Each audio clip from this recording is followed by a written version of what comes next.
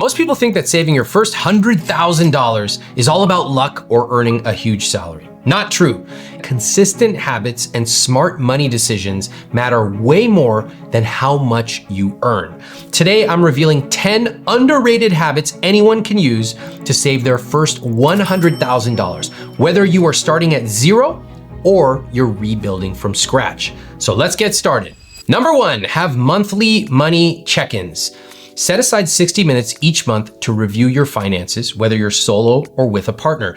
During that check-in, you want to make sure you are on track with your vision of a rich life. Now, because you're checking in monthly, you can spot these issues early, whether you are overspending or not spending enough, falling behind on savings or investments, and you can fix them before they spiral out of control. Here's the simple framework to use. Start with a compliment. I really appreciate that you make me feel safe when we talk about finances. Not you fire nerds who open up your spreadsheet and go, look at this cool little VLOOKUP that I did. It's so do you feel good? Do you finally feel good about money? Then they're like, I don't want to be with this person anymore. Next, follow up on open items from last month. Hey, I was gonna set up the transfer from our joint checking account to our joint savings. That's done. High five. Then review your spending. Are we on track? Here are a couple of key discretionary numbers that we are tracking. How we doing? That's it. You don't need to be tracking the price of turnips. It's a waste of time. Focus on the big discretionary numbers. Things like travel, kids' activities, groceries, eating out. You're good. Next, look at your named savings accounts. Oh, you don't have those? You do now after you read my new book, Money for Couples. Learn about it. You might say something like, I wonder if we can save more in our new kitchen fund. We have an extra $50, $100 a month. What do you think? Next, talk over anything else in your shared agenda. Hey, we're gonna be done paying off our credit card in 6 months.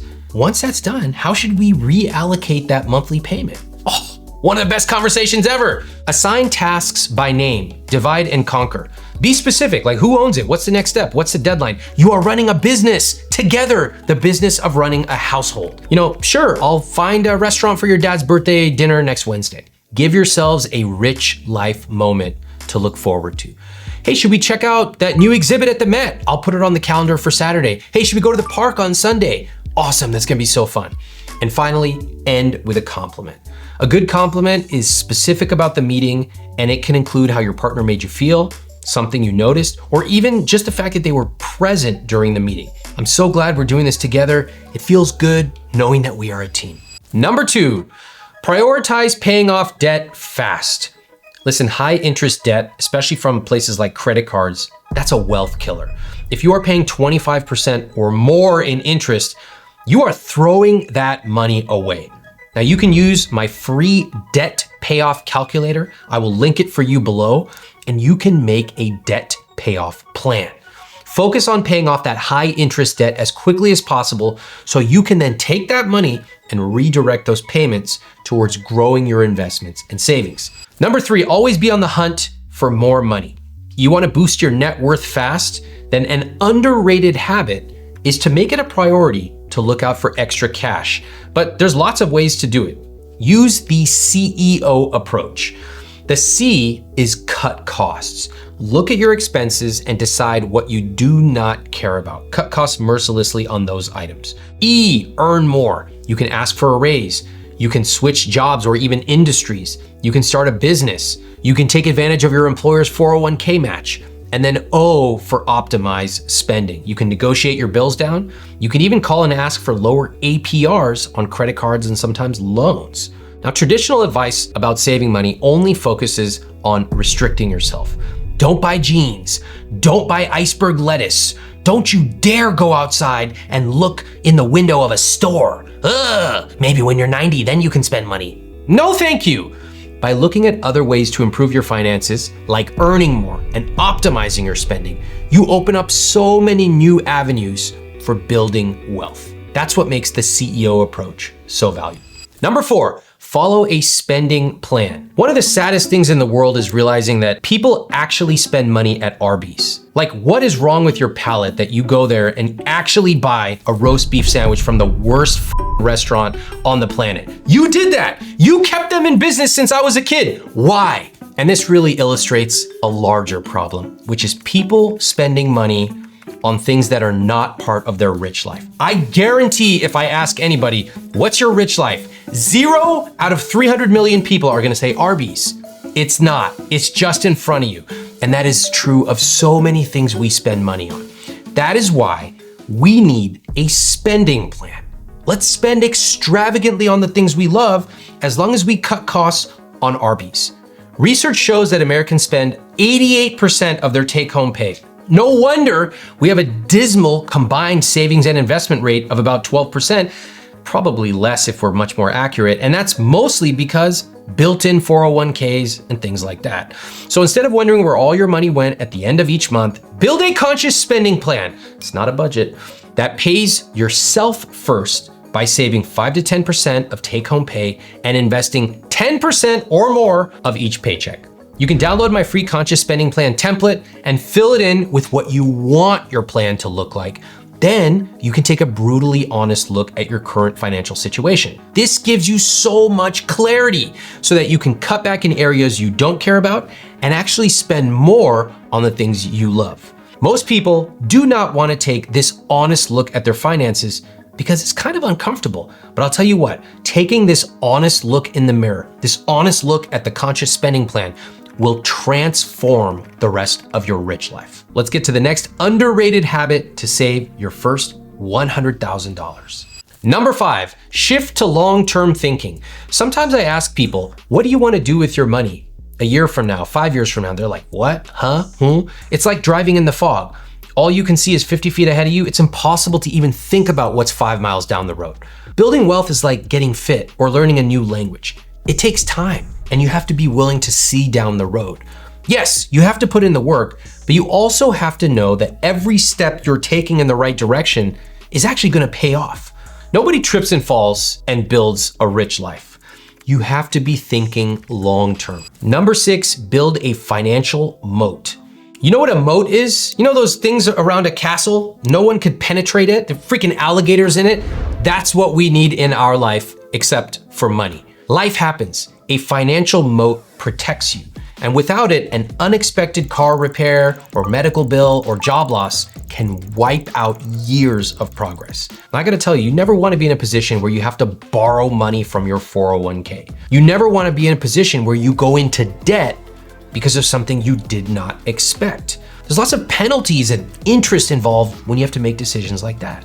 So a key to getting ahead and staying ahead is to have a 3 to 6 month emergency fund. And if you really want to feel secure, if you're financially conservative, you can even do 12 months. With a healthy financial moat, you'll be able to recover from setbacks much faster. Number 7, delete your bank and credit card apps. No, stop it. You don't need more information. In fact, more information can actually lead to worse decision making. You know, Americans love to make the worst life decisions and then tell themselves that they're doing it for the right decisions. Hey everybody, I need more information about my eyelids and my sleep and my heart rate and my VO2 max, and I need to do everything except the thing that's actually gonna improve my life. Go to sleep, have a good relationship, eat healthy food, walk around a little bit, maybe talk to a friend. What do you say? No, I need data. Give me the data. Look at my phone. Do you see any banking apps on here? No, this phone is falling apart. That's enough. The phone is broken now. Okay, what am I doing here? Who am I? What is my purpose? Oh yeah, we're talking about how more data is not gonna save you. The good news is if you have your savings and investments automated, you really do not need to log into your bank account every morning to check if it's still there. More importantly, I want you to zoom out and stop playing small. As long as you're automating and you're doing a monthly check-in with your conscious spending plan, you can get out of the weeds, you've earned it, and not have to log into your checking account every day. In fact, sometimes asking for more control is not a better thing, it's actually worse. Similar to investments. Limit your investment decisions to once per year, typically at the end of the year when you're doing things like rebalancing your portfolio, increasing your investment rate, etc.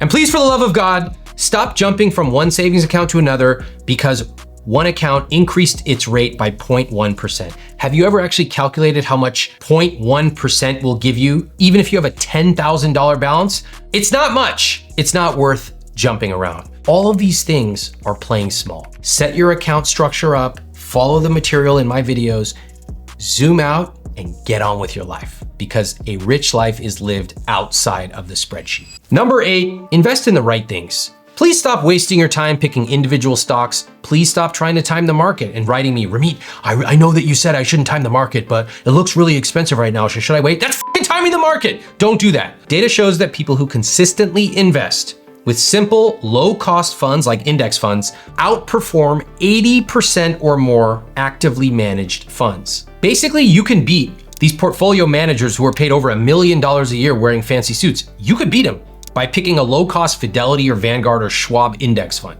What you have to do is consistently invest your money, whether the market is up or down, and do it automatically. Number 9, surround yourself with people who find it normal to invest. Now, I remember when I moved to New York many years ago, I looked around and it looked like everybody was fit and everybody was stylish. I was like, did y'all learn something on a day that I was absent? And maybe they did, but it was normal to be fit and stylish. I think the same thing applies to money. If everyone around you thinks that investing is weird, you're gonna think it's weird too. But if your friends are actively saving towards goals and they're investing, you are very likely to do the same thing. That is why it's so important to find your community.